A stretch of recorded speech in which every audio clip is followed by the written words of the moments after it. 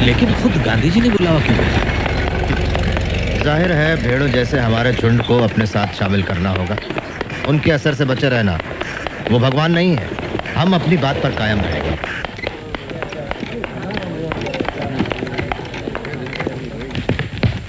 नमस्ते। नमस्ते। बापूजी छत पर हैं। नमस्ते। आइए। नमस्ते। कहाँ तक सीखा चरखा चलाना मेरा बहन? मैं कोशिश कर रही हूँ बापू। गुड। तुम बिल्कुल सही काट रही हो।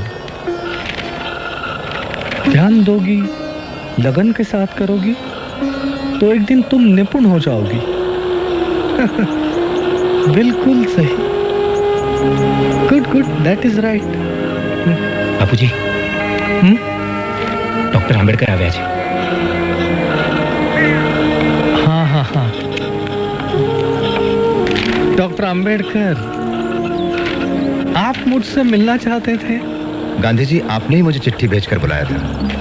हाँ हाँ हाँ, याद आया। पता चला है कि आपको शिकायत है मुझसे और कांग्रेस से। मैं आपको बता दूं, अछूतों की समस्या को लेकर मैं चिंतित रहा हूं मेरे बचपन से। तब आप पैदा भी नहीं हुए थे डॉक्टर अंबेडकर।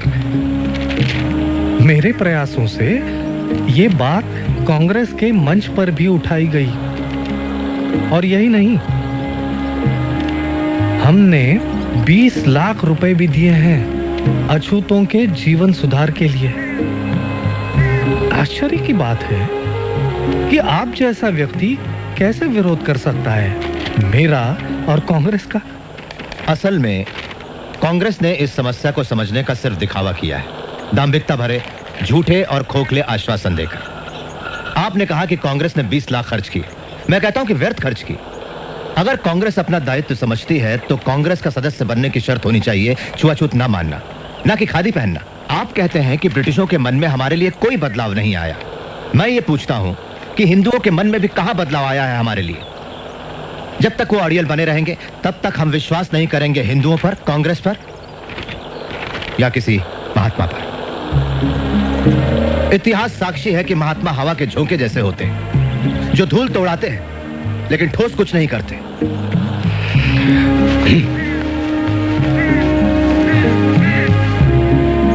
गांधी जी, मेरी कोई मातृभूमि नहीं, लेकिन ये सारा देश आपकी मातृभूमि है डॉक्टर अंबेडकर।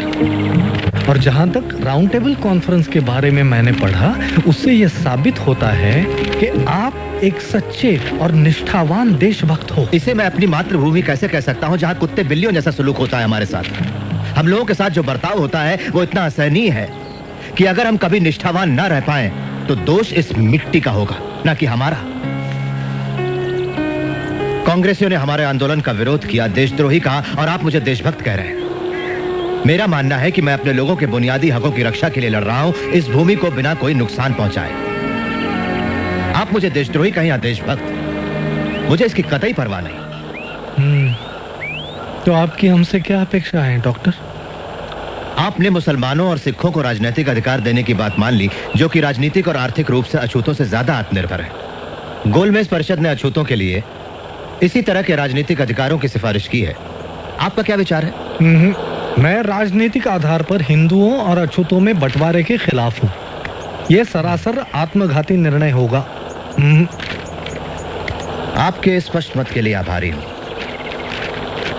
हमें पता चल गया कि इस संघर्ष में हम लोग कहां खड़े हैं। अब मैं इजाजत चाहूंगा गांधी जी।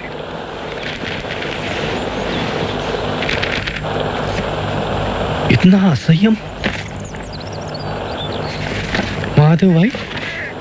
जी बापू। उन्होंने ऐसा क्यों कहा कि उनकी कोई मातृभूमि नहीं? शायद महार होने के नाते ऐसा सोचते हो। डॉक्टर अंबेडकर क्या महार हैं? सारी दुनिया जानती है बापू।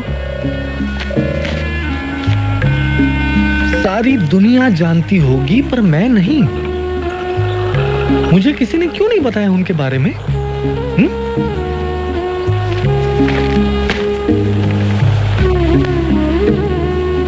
मुझे लगा वे तो पुरोगामी ब्राह्मण हैं, पूना के। मिस्टर गांधी आज गोलमेज परिषद में हिस्सा लेने के लिए लंदन रवाना हो गए। उन्होंने पत्रकारों से कहा कि इस परिषद के सदस्य ब्रिटिश सरकार के चुने हुए हैं, न कि हिंदुस्तानी जनता के। मिस्टर गांधी के प्रतिनिधि बनने से हमारे दावे में कोई खास फर्क नहीं पड़ता। हमारी पहली जरूरत है पिछड़ी जातियों को राजनीतिक सत्ता से लैस करना, वही एक रास्ता है। लेकिन डॉक्टर अंबेडकर, आपको नहीं लगता कि शिक्षा से दलितों की स्थिति में सुधार होगा? लगता है अब गांधी जी से मिलकर आए हैं। हम लोगों में से सबसे ज्यादा शिक्षित मैं हूँ, फिर भी समाज मेरे साथ अछूतों जैसा ही बर्ताव करता। आप क्या मांगे रखने वाले हैं? हम स्पष्ट विभाजन चाहते हैं हमारे और सवर्णों के बीच। आप ये सब कैसे करना चाहेंगे?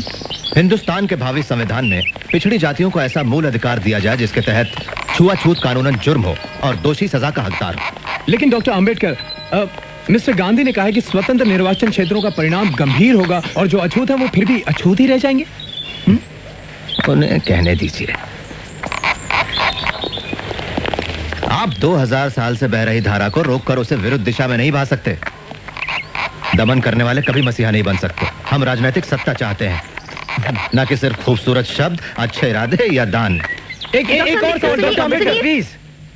मिस्टर चेयरमैन, मैं जानता हूं प्रतिनिधियों के दिमाग में क्या है। अल्पसंख्यक वर्गों के उचित प्रतिनिधित्व का प्रश्न। हम राजी हैं मुसलमानों और सिखों को विशेष स्थान देकर समझौता करने के लिए, अर्थात इसके कुछ ठोस ऐतिहासिक कारण भी हैं। लेकिन जहां तक अछूतों का सवाल है, मैं और कांग्रेस दोनों विरुद्ध हैं उन्हें खास प्रतिनिधित्व देने के मामले में। अछूत हिंदू धर्म का ही एक हिस्सा है और उन्हें इससे अलग नहीं किया जा सकता। धन्यवाद। हमारे खिलाफ लड़ाई का बिल्कुल बच गया।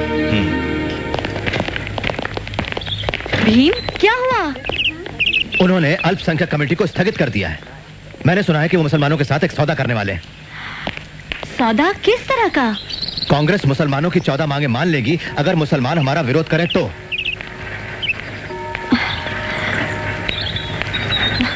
मेरी कुछ समझ में नहीं आता। तुम्हें जरूर कोई गलतफहमी हुई है। वो इतने बड़े संत माने जाते हैं, वो तुम्हारे साथ नाइंसाफी नहीं करेंगे। संत?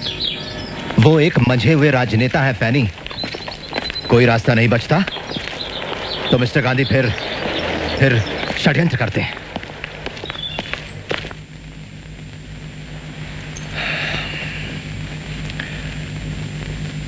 मिस्टर प्राइम मिनिस्टर और साथियों, मुझे बड़े दुख के साथ ये घोषणा करनी पड़ रही है कि हम सांप्रदायिकता के प्रश्न पर आपसी बातचीत के द्वारा किसी निर्णय पर पहुंचने में असफल रहे हैं। ये असफलता कमेटी के गठन में ही छिपी थी, जिसके सदस्य सरकार के प्रतिनिधि तो हैं, मगर जनता के प्रतिनिधि नहीं हैं। जहां तक कांग्रेस का सवाल है, वो सारे हिंदुस्तान का प्रतिनिधित्व करती है, जिसमें अछूत भी शामिल है। और मिस्टर चेयरमैन सर, मुझे इस बात में जरा सा भी शक नहीं है कि अपने समुदाय का पूरी तरह से प्रतिनिधित्व मैं करता हूं, पर महात्मा जी का दावा है कि कांग्रेस मुझसे ज्यादा अछूतों का प्रतिनिधित्व करती है। मैं इतना ही कहूंगा कि ये उन तमाम झूठे बयानों में से एक है जो गैर जिम्मेदार लोग अक्सर देते रहते हैं।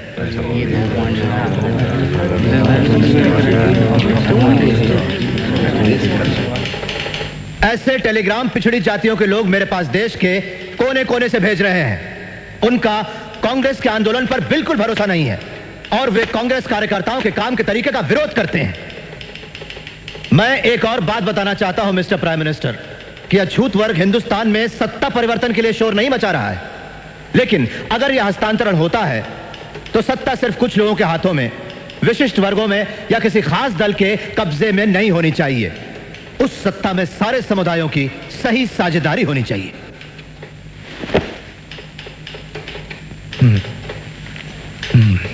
मुझे पूरा विश्वास है कि छुआछूत अब बिल्कुल खत्म होने वाली है और स्वतंत्र निर्वाचन क्षेत्र देने से यह कलंक बना रहेगा।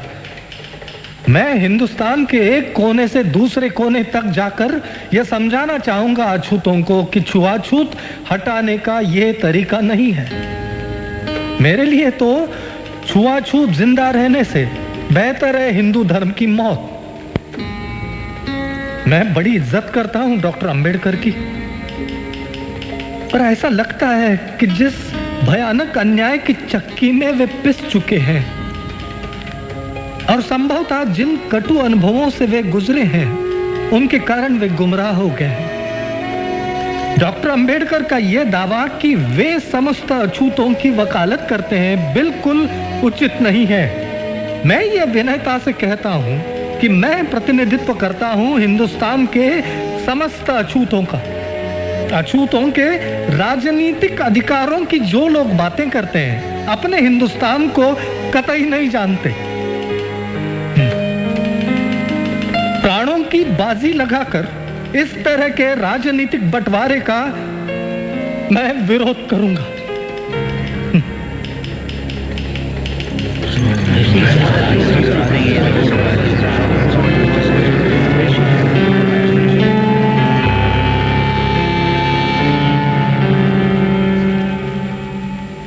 ये सरकार जातियों के आपसी मतभेदों को संविधान बनाने के काम में रुकावट नहीं डालने देगी। इसलिए जातियों के आपसी मतभेदों को आप कभी भी ज्यादा अहमियत ना दें। आप लोग, आप में से हर एक, इस कमेटी का हर एक सदस्य जातिगत सवाल को हल करने के लिए अपने हाथों दरखास्त लिखकर क्या मुझे भेजेगा और क्या मेरे फैसले को मानेगा। Thank you.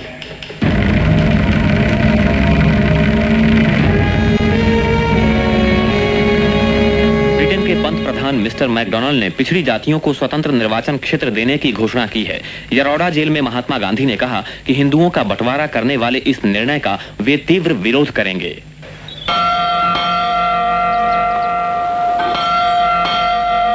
इसलिए हमने यह हमारा दायित्व समझा कि अल्पसंख्यकों के अधिकारों की रक्षा करने के लिए उन्हें उचित अनुपात में विधानमंडल का प्रतिनिधित्व दिया जाए। अतः मेरा विचार है मिस्टर गांधी कि आपको मेरा उत्तर यही होना चाहिए कि सरकार का निर्णय अचल है, और गंभीरता से स्वयं अपने आप से ये प्रश्न करें कि आपने जो कदम उठाने का विचार किया है, क्या वो वास्तव में उचित है। आपका परम शुभचिंतक रैमसे मैकडोनाल्ड।